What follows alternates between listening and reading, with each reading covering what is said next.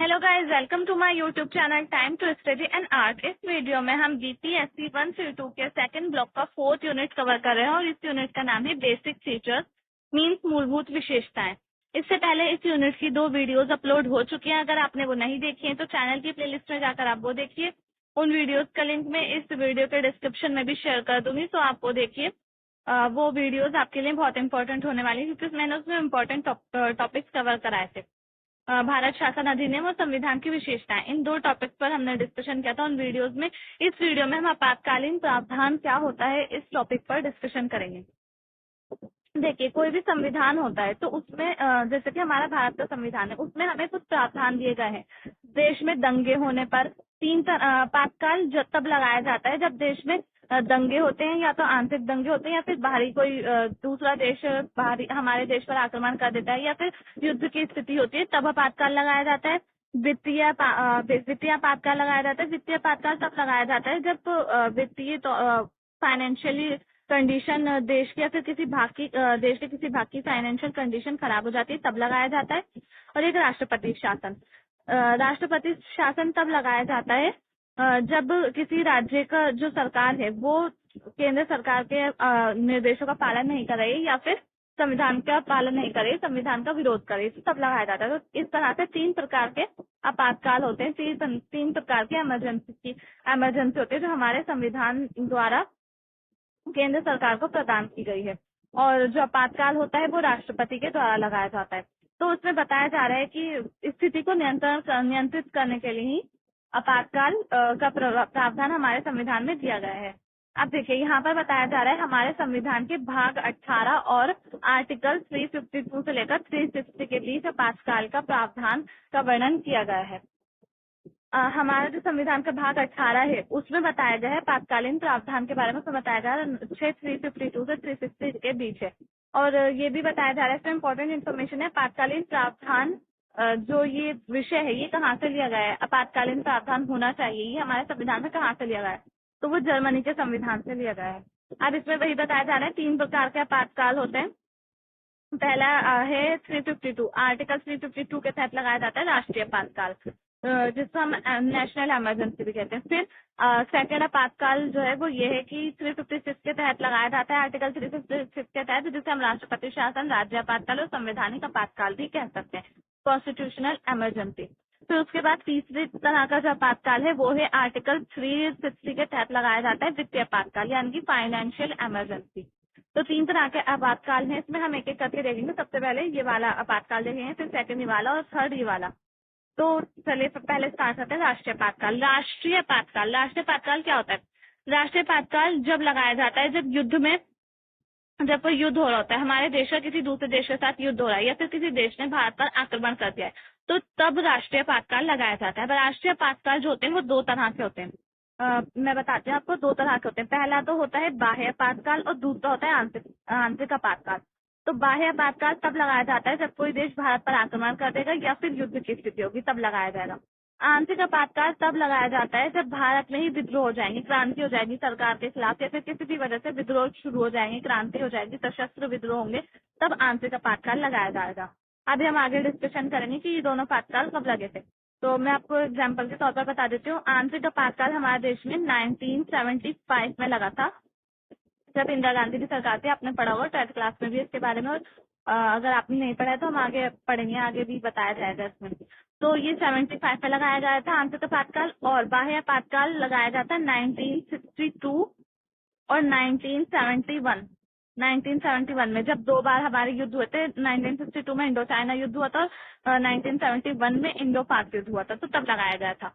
तो आपको समझ आएगा। सशस्त्र विद्रोह शब्द हमारे संविधान में नहीं था, इसकी जगह आंतरिक गड़बड़ी शब्द था, इसलिए इसे बदलने के लिए 44 संशोधन किया गया।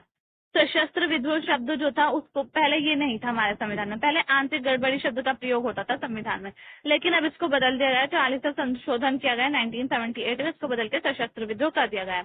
राष्ट्रीय आपातकाल जो है वो राष्ट्रपति की घोषणा पर लगाया जाता है। राष्ट्रपति आपातकाल की घोषणा कर देता है और तभी आपातकाल लगाया जाता है। अब इसे बताया जा रहा है कि हमारे संविधान में 42वां संशोधन किया गया किया गया और वो 76 में कहा किया गया था। उसमें ये बात कही गई कि आपातकाल भारत के किसी एक भाग या पूरे भारत पर भी लगाया जा सकता है। जैसे भारत के किसी एक भाग में विद्रोह हो रहा है, किसी राज्य में विद्रोह हो रहा है, तो उस राज्य की वजह से पूरे भारत में तो आपातकाल नहीं लगेगा, उसी जगह पर आपातकाल लगना चाहिए तो उसी जगह पर आपातकाल लगेगा। और अगर पूरे भारत में विद्रोह होंगे तो फिर पूरे भारत में आपातकाल लगाया जाएगा। अब इसमें बताया जा रहा है राष्ट्रीय आपातकाल। राष्ट्रीय आपातकाल की उद्घोषणा के 1 महीने के अंदर अंदर आपातकाल का दोनों सदनों में पास होना जरूरी है। मतलब राष्ट्रपति ने आपातकाल की घोषणा कर दिया, अब उसके बाद उसका जो विधेयक होगा, जो बिल होगा, वो दोनों सदनों में पास होना जरूरी है। दोनों सदनों में से पास हो जाना चाहिए और विशेष बहुमत से पास होना चाहिए। अब इसके ये 40वां संशोधन कहता है हमारा। 40वां संशोधन जब किया गया था तो उसी के अनुसार ये जो अभी मैंने बताया आपको कि आपातकाल 1 महीने के अंदर अंदर दोनों सदनों में पास होना चाहिए और फिर विशेष बहुमत से पास होना चाहिए, तो ये 40वां संशोधन कहता है। अब इसके बाद इसमें बताया गया है कि जो आपातकाल है, जो राष्ट्रीय आपातकाल है, वो 6 महीने तक लगेगा। 6 महीने तक लग जाएगा और फिर 6 महीने के बाद 6 महीने के बाद फिर 6 महीने करके वो आगे बढ़ता जाएगा। 6 महीने करके आगे बढ़ता जाएगा और फिर दोनों सदनों में पास कराने की प्रक्रिया का दोबारा से प्रयोग होगा। जैसे कि एक बार 6 महीने के लिए आपातकाल लग गया, अब 6 महीने की जो काल अवधि है वो पूरी खत्म हो चुकी है, अब दूसरी बार 6 महीने के लिए आपातकाल लगाना है तो फिर उसको दूसरी बार ही दोनों सदनों में पास कराना पड़ेगा, दोबारा से पास कराना पड़ेगा, तभी वो दोबारा से लग पाएगा। फिर अब इसके बाद नेक्स्ट इसका राष्ट्रपति के आदेश पर ही समाप्त हो जाता है। जब राष्ट्रपति आदेश देगा तभी समाप्त हो जाएगा।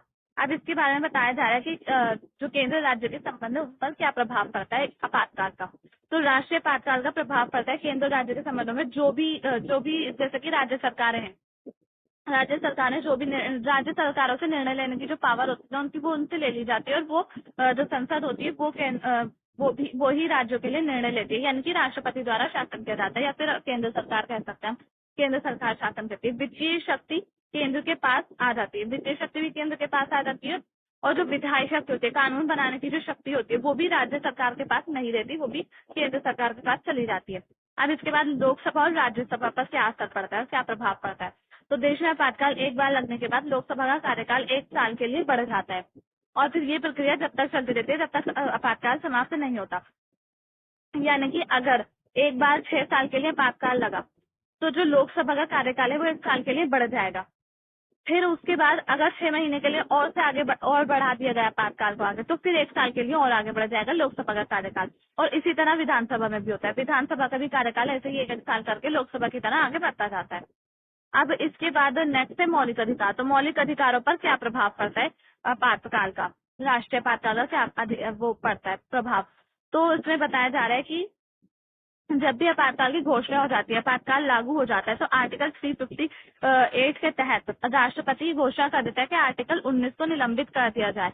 आर्टिकल 19 में 6 प्रकार की स्वतंत्रताएं हैं, उन सभी स्वतंत्रताओं को खत्म कर दिया जाता है, निलंबित कर दिया जाता है। फिर वो जो राज्य के जो नागरिक है वो उन स्वतंत्रताओं का प्रयोग नहीं कर सकते, ये राष्ट्रपति आदेश दे देता है और 358 आर्टिकल लगा देता है। अब इसके बाद 359 आर्टिकल लगाता है राष्ट्रपति। 359 आर्टिकल कहता है कि आर्टिकल 20 और 21 को छोड़कर बाकी सारी जितने भी स्वतंत्रताएं हैं व्यक्ति के पास उनको निलंबित कर दिया जाता है। आर्टिकल 20 हमारा ये है कि अगर कोई व्यक्ति है उसको अपराधी तभी कहा जाएगा जब उसने कोई अपराध किया हो और उस निश्चित समय में अपराध किया हो। तो ये हमारा आर्टिकल 20 और आर्टिकल 21 ये जीवन जीने का अधिकार है। तो इसलिए इन दोनों अधिकारों को छोड़ दिया जाता है और बाकी सारे जो जितने भी अधिकार हैं व्यक्ति के पास मौलिक अधिकार उनको निलंबित कर दिया जाता है। अब इसके बाद हमारा नेक्स्ट, हाँ ये एक चीज रह गई जो मैंने अभी आपको ऊपर बताई, वही राष्ट्रीय आपातकाल कब कब लगा हमारे देश में। तो पहला 1952 में लगा, 1971 में लगा इंडो चाइना और इंडो पाक युद्ध के दौरान। तो ये हमारा बाह्य आपातकाल हो जाएगा, इसका बाह्य आपातकाल कहेंगे। और आंतरिक आपातकाल 1975 में इंदिरा गांधी जी के कार्यकाल में लगा था। अब इसके बाद हमारा स्टार्ट होगा राष्ट्रपति शासन। राष्ट्रपति शासन को हम राज्य आपातकाल भी कहते हैं। राष्ट्रपति शासन हमारा 356 आर्टिकल के तहत लगाया जाता है। राष्ट्रपति शासन कब लगाया जाता है, जब राज्य सरकारें संविधान का पालन नहीं करती, संविधान के अनुसार काम नहीं करती, या फिर केंद्र द्वारा दिए गए दिशा निर्देश, केंद्र द्वारा अगर कोई कानून बनाया गया है और उसका पालन नहीं करती है राज्य सरकारें, केंद्र के द्वारा दिए गए दिशा निर्देशों का पालन नहीं करती है, तब राष्ट्रपति शासन लगाया जाता है। आपकी कुछ इंपॉर्टेंट पॉइंट्स है जो आपकी नॉलेज के लिए इंपॉर्टेंट हो सकते हैं। अगर आपके पेपर में आ जाए तो आप ये लिख देंगे तो आपको एक्स्ट्रा मार्क्स मिल जाएंगे। तो पहला पॉइंट है इसमें, सबसे पहली बार जो राष्ट्रपति शासन था, राज्यपातकाल, ये कब लगा था? तो सबसे पहली बार पंजाब में लगा था, 1951 में लगा था।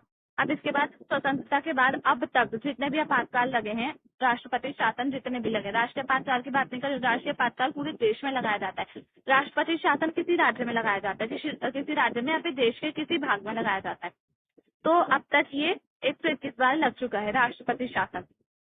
सबसे ज्यादा ही उत्तर प्रदेश में लगा है 10 बार, और इंदिरा गांधी जी के समय में इंदिरा गांधी जी ने 49 टाइम्स यानी कि 49 बार आपातकाल लगाया था अपने समय में।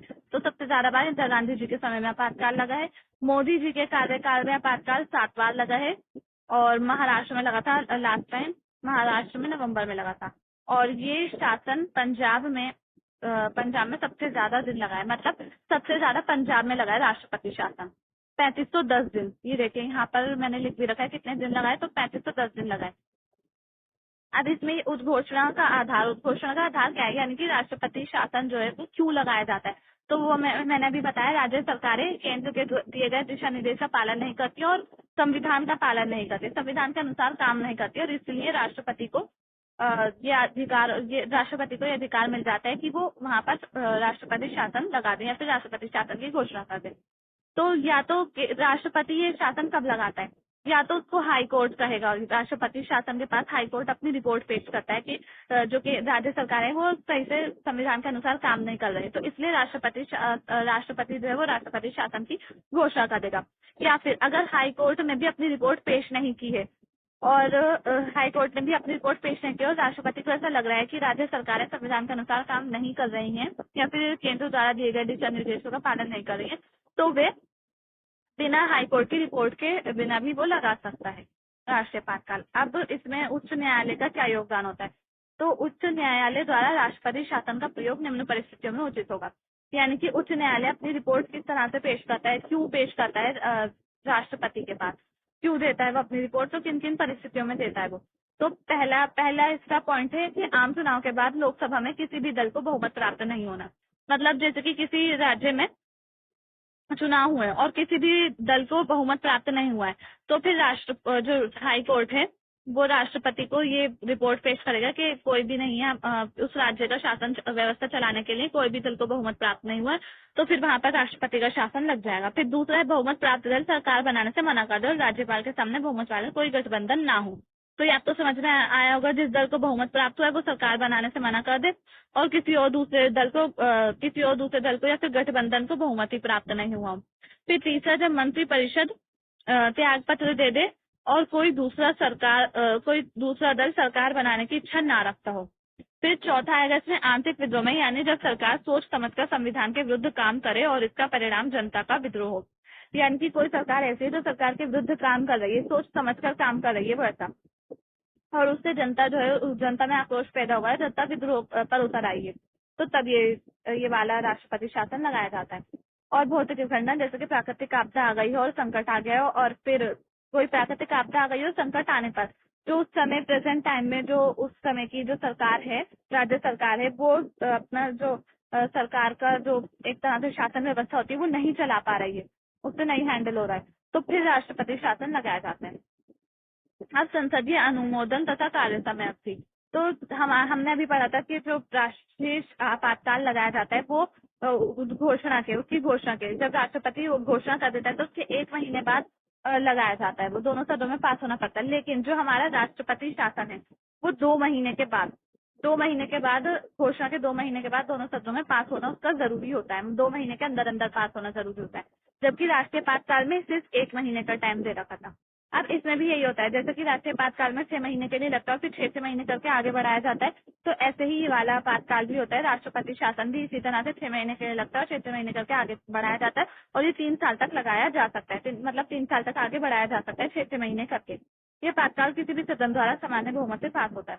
जो राष्ट्रीय आपातकाल था वो विशेष बहुमत से पास होता है, लेकिन ये वाला जो आपातकाल होता है सामान्य बहुमत से पास होता है। अब इसके बाद हमारा आ जाएगा उद्घोषणा की समाप्ति। तो उद्घोषणा की समाप्ति किस तरह से होती है? उद्घोषणा की समाप्ति राष्ट्रपति किसी भी वक्त कर सकता है, किसी भी समय कर सकता है। वो किसी भी वक्त अपना जो उसने आपातकाल लगाया है उस घोषणा को वापस ले सकता है। संसद की अनुमति इसमें आवश्यक नहीं होती, मतलब संसद की जरूरत नहीं होती, इसमें संसद की अनुमति की जरूरत नहीं होती। अब इसके बाद क्या प्रभाव पड़ता है, तो राष्ट्रपति को अन्य अधिकारियों तथा राज्यपाल शक्ति प्राप्त होती है। राष्ट्रपति राज्य के सारे काम अपने हाथ में ले लेता है। जब राष्ट्रपति शासन लगाया जाता है तो राष्ट्रपति के पास ही सारी शक्तियां होती है, राज्यपाल की शक्तियां भी होती हैं, और जो राज्य के सारे भी निर्णय होते हैं वो राष्ट्रपति लेता है। फिर राष्ट्रपति घोषणा करता है कि संसद राज्य की विधायिका की शक्तियों का प्रयोग करेगी। जो संसद है, राज्य के जो कानून है, राज्य की जो विधायिका के कानून है, उन पर संसद निर्णय लेगी, संसद कानून बनाएगी। राज्य के जो कानून जो राज्य सरकारें लेती थी, राज्य सरकारें बनाती हैं कानून, उन पर अब संसद कानून बनाएगी। ये राष्ट्रपति घोषणा करता है। फिर तीसरा है, राष्ट्रपति वे सारे आवश्यक कदम उठा सकता है जिसमें राज्य के किसी भी प्राधिकरण से संबंधित संवैधानिक प्रावधानों को निलंबन करना शामिल है। तो ये हमारे यहाँ पर राष्ट्रपति शासन समाप्त हो जाता है। अब इसके बाद हम वित्तीय वित्तीय आपातकाल देखते हैं। वित्तीय आपातकाल हमारा आर्टिकल 360 के तहत लगाया जाता है। 360 के तहत लगाया जाता है वित्तीय आपातकाल। और जब वित्तीय आपातकाल कब लगाया जाता है, जब भारत में या फिर भारत के किसी क्षेत्र में वित्तीय स्थिति खराब हो जाती है, फाइनेंशियल कंडीशन होती है वो खराब हो जाती है, तब वित्तीय आपातकाल लगाया जाता है। राष्ट्रपति आर्टिकल 360 के तहत ये आपातकाल की घोषणा कर देता है।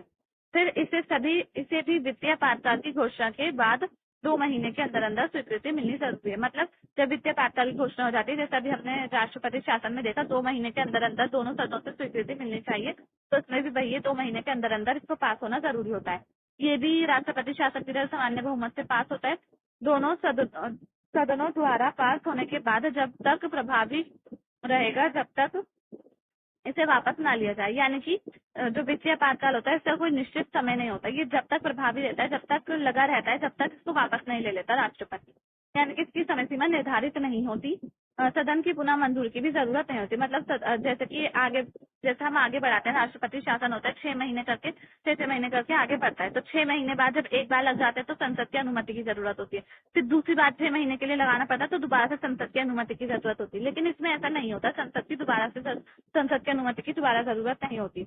घोषणा की समाप्ति किस तरह होती है, तो घोषणा की समाप्ति डायरेक्टली ऐसी हो जाती है जब राष्ट्रपति उसको अपने जो निर्णय, अपनी जो घोषणा है उसको वापस ले लेता है, तो वो जो शासन आपातकाल होता है वो समाप्त हो जाता है और संसदीय अनुमति की भी जरूरत नहीं होती इसमें।